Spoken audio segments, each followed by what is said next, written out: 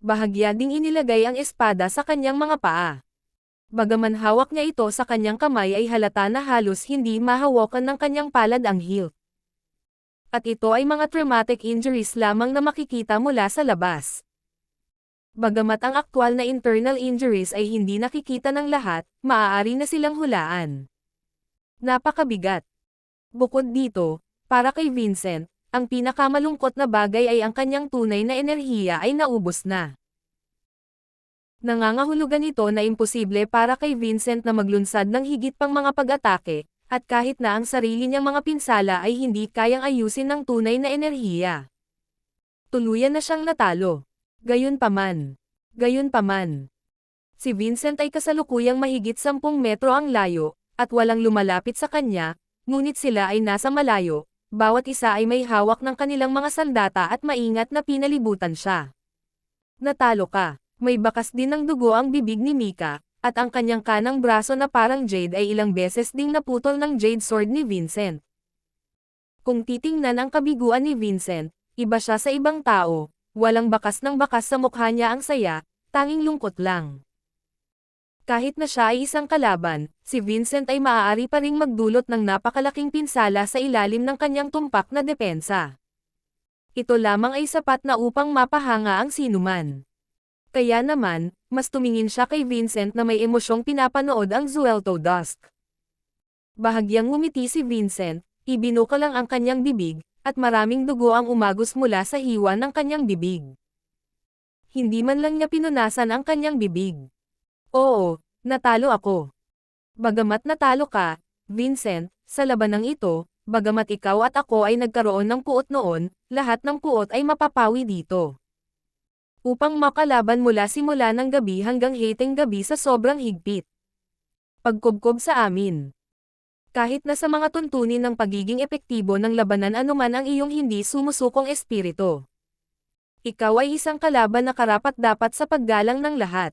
Pagkatapos magsalita, ang Black Mountain Demon Girl ay tumingin kay Mika, sumaludo, at nagsabi. Ang itim ang Mountain Demon Girl ay nagtanong kay Elder Shenlang, bigyan si Vincent ng isang disenteng kamatayan.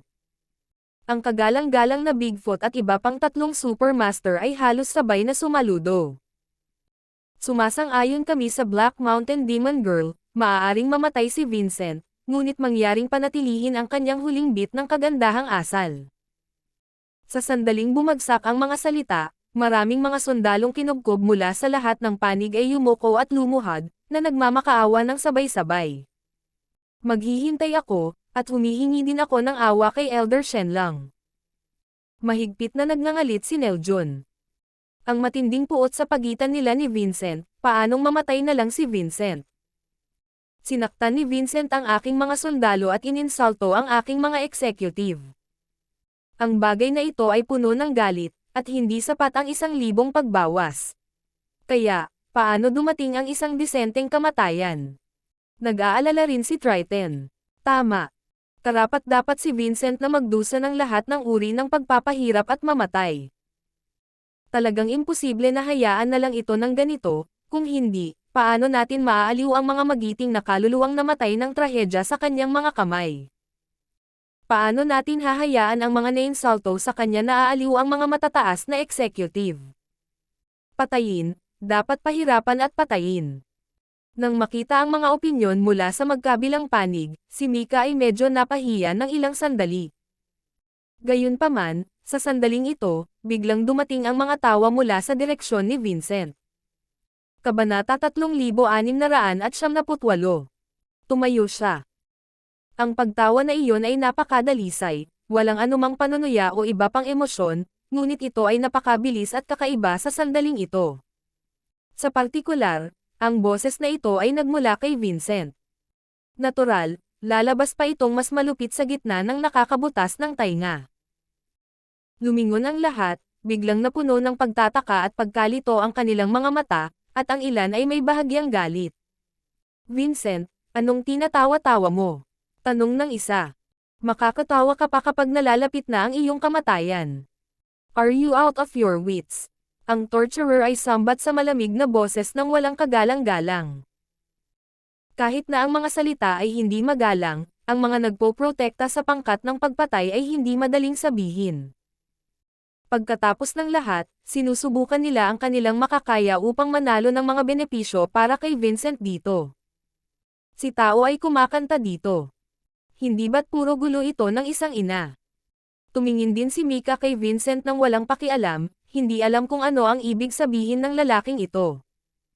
Ano ang tinatawanan ko? Tumigil sa pagtawa si Vincent, at pagkatapos ay huminga ng malamig at sumulyap sa karamihan. Tinatawanan kita para sa iyong pagpapabuti sa sarili. Natatawa din ako sa katotohanan na tiwala kayo sa inyong bayan. Alam mo ba kung ano ang tinatawanan ko ngayon? Pagkatapos ng mga salita, may biglang nagalit. Vincent, ikaw. Hindi ba? Ngumiti si Vincent. Isang grupo ng mga tao ang hindi pa nanalo, at narito ang pinag-uusapan mo kung paano ako haharapin. May sakit ka ba? Sa isang salita, ang isang malaking grupo ng mga galit na tao ay nilunok lamang ang mga salita ng direkta sa kanilang mga lalamunan, at hindi makalabas o makalunok sa kanila. Maraming tao ang naiinis sa pamamagitan ng pagtapak ng kanilang mga paa sa lugar. Damn it, nakakainis. Hindi pa nanalo. Paano manalo? You damn Vincent, originally I respected you as a man just now, so I respected you quite a bit. Nakita ko na pahihirapan kita hanggang kamatayan. So I excused you, but I didn't even think about it. Ikaw ang asong ito ay simpleng aso na hindi nakakain ng tae, at ngayon ay nagpapanggap ka pa bilang B. Tama, ngayon hindi ko lang pinipigilan ang sinuman na pahirapan ka hanggang mamatay, sa kabaligtaran, ako mismo ang sumusuporta dito. Kung isa kang walang buhay na bastos na tulad mo, dapat ganyan. Fuck, magpanggap kang halimaw, you really deserve it if you are hacked into pieces. Ang mga tao ay nasa sabik, at isang grupo ng mga tao ang nagalit at nagmumura ng paulit-ulit. Malinaw, pinasigla sila ni Vincent. Si Mika ay palaging nakatitig kay Vincent. Hindi umimik, gusto niyang makita ng malinaw ang bawat galaw at ekspresyon ni Vincent, at pagkatapos ay masilip ang tiwala sa sarili ni Vincent. Totoo ba ito? Peke. Ang katotohanan ay, ito ay totoo. Napaka-confident talaga niya, pero lumalabas din ang problema. Bakit siya confident, Vincent? Napapaligiran na siya ng kamatayan, at ang kanyang tunay na enerhiya ay naubos na. Sa paghusga sa kasalukuyang sitwasyon, iisa lang ang wakas para kay Vincent. Mamatay. Kahit na ang isang tao ay hindi na natatakot sa kamatayan, ang saloobin na kanyang ipinakita ay dapat na kalmado lamang, bakit ang tiwala sa sarili? Ang puntong ito ay talagang kakaiba. Hindi niya dapat inisip iyon, ngunit sa kasamaang palad, ang kabilang partido ay si Vincent, kaya kailangan niyang mag-isip pa. Ngumiti si Vincent, sinulyapan ang lahat, at sinabing, sapat na ang sinabi ninyo, oras na para sabihin ko ito. Ang mga nakiusap para sa akin ngayon lang, ang mga pumunta sa aking Heavenly Book World at hindi pumatay ng sinuman, ay maaaring umalis ngayon.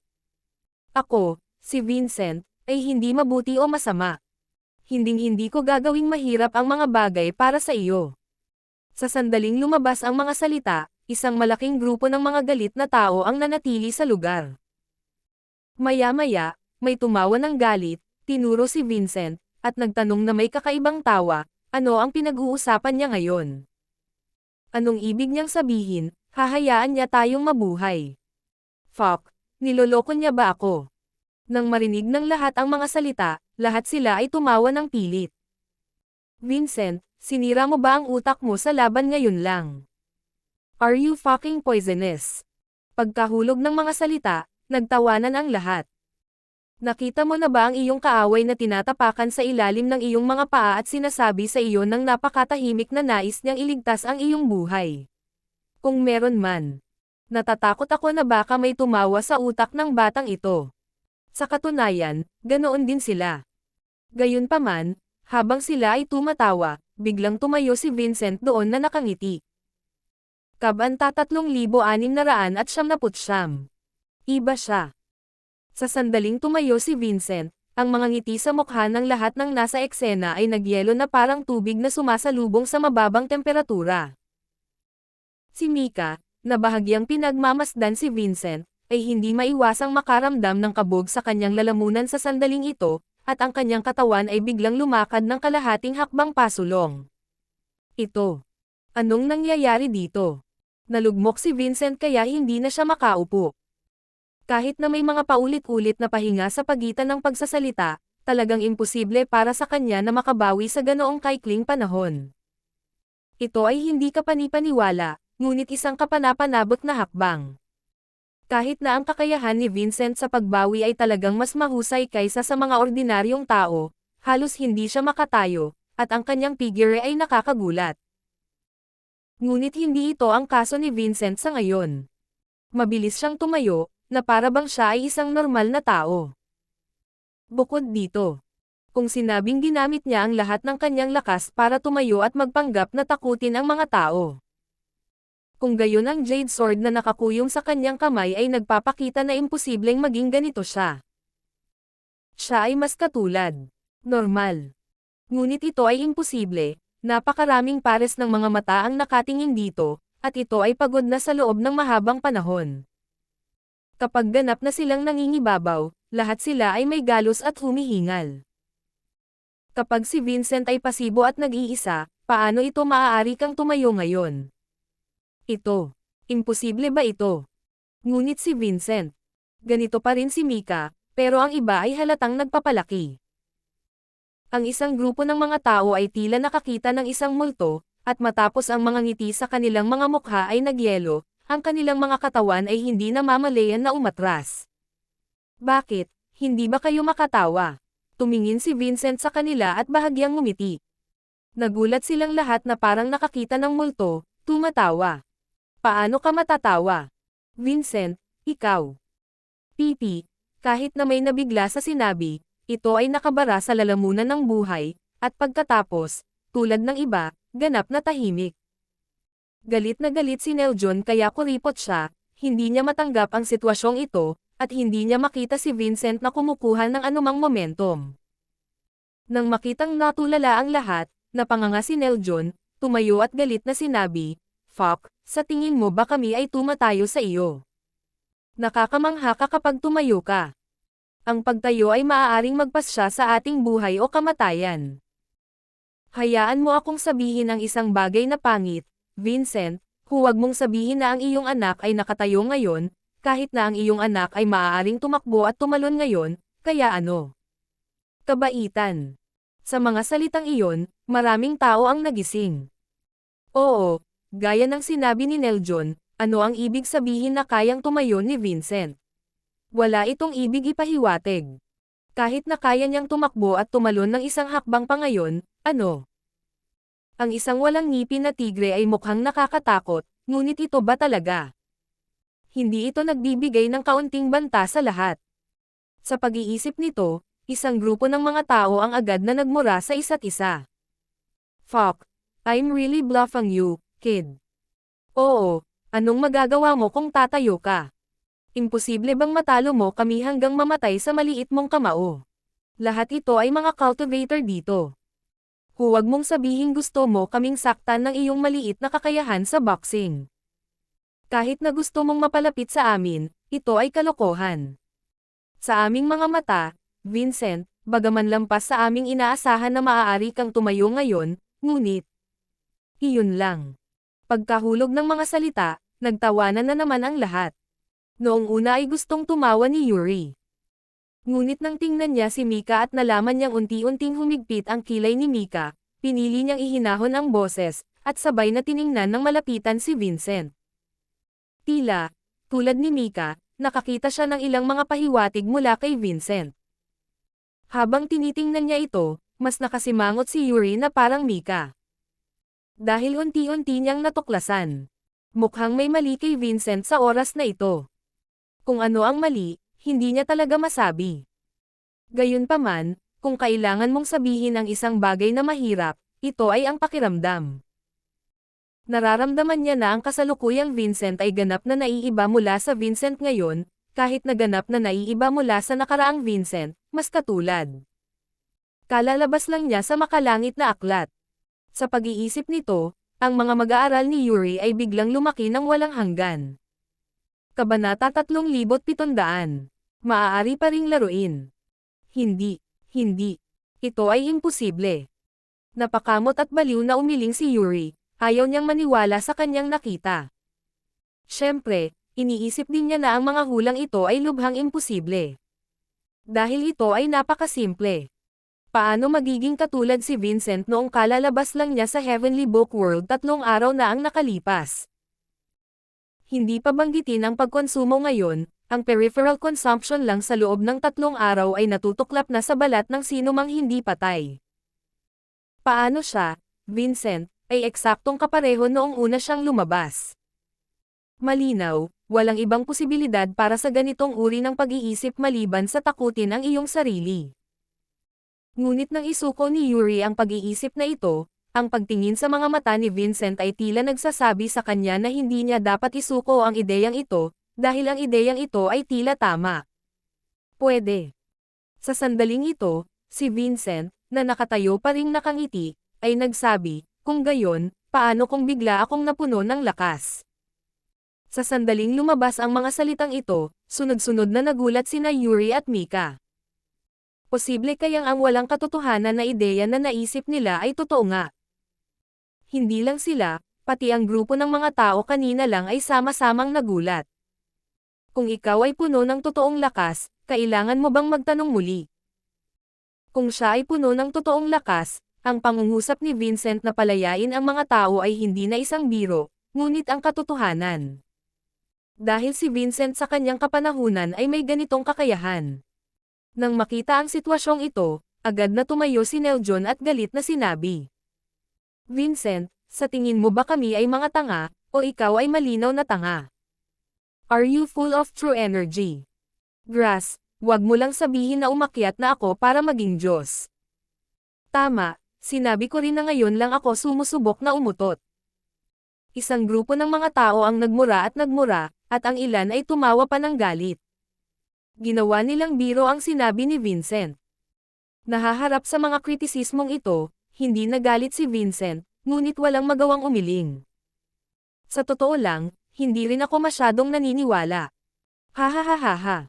Isang malaking grupo ng mga tao ang tumawa ng malakas. Gayunpaman, sa gitna ng malakas na tawanan ng mga tao, walang nakarinig kay Vincent na bamulong sa susunod na pangungusap. Ngunit may ilang bagay na hindi mo maiwasang paniwalaan. Itinaas ni Vincent ang kanyang ulo at tumingin sa mga tao na tumatawa ng ligaw. Gayunpaman, dahil sinabi mong hindi maganda ang kasanayan sa boxing, gagamitin ko ang mga kasanayan sa boxing upang buksan ang iyong mga mata at parusahan ka sa paninirang puri sa martial arts. Pagkatapos ng mga salita, biglang ginalaw ni Vincent ang kanyang mga paa. Sa ilalim ng sining ng langit, ang buong tao ay mabilis na sumugod kay Neljon. Ang batang ito ay tumawa ng pinakamabaliw at pinakamalakas, kaya natural, ito ay mas mapahamak. Ano? Nang makitang biglang sumugod si Vincent, ang grupo ng mga tao ay labis na nagulat. Gayunpaman, bagamat nakakagulat na si Vincent ay maaaring maglunsad ng isang pag-atake sa oras na ito. Nang makitang ang pag-atake ni Vincent ay isang pag-atake na walang anumang tunay na kapangyarihan, ang grupo ng mga tao ay nagulat, ngunit hindi natakot. Lalong ngumisi si Neljon, may nagmamadaling mamatay, syempre magandang bagay ito na hindi pwedeng hilingin. Kahit papaano, matagal na niyang gustong ibalik ang mukha na nawala sa kanya kay Vincent, kaya napabuntong hininga siya. Sa pag-iisip nito, umikot-ikot si Neljon gamit ang kanyang demonyong enerhiya gamit ang isang kamay, at mabilis na hinarap si Vincent. Malakas talaga. Matagal na niyang kinain si Vincent dati. Akala ko kamukha talaga namin siya, pagod, pero hindi ko talaga akalain na hanggang ngayon, kasing sigla pa rin siya ng tigre. Humanga. Kung hindi nakatakas ang Vincent na iyon gamit ang basag na librong iyon, baka nakamit na niya kung ano siya ngayon. Hayaan mo siyang mabuhay ng masaya sa mahabang panahon, at sapat na ang kinikita niya. Gayunpaman, darating ang panahon na the ones will palaging darating. Ngayon, maaari nating tingnan ng mabuti kung ano ang ibig sabihin ng pagpalo ng aso sa tubig. Tama, speaking of it, medyo inaabangan ko kung anong klaseng aso ang mabubugbog ni Vincent. Natatakot ako na hindi niya kilala ang kanyang ina. Nang makitang nagmamadaling palabas si Neljon, isa-isang nanood ng palabas ang isang grupo ng mga tao.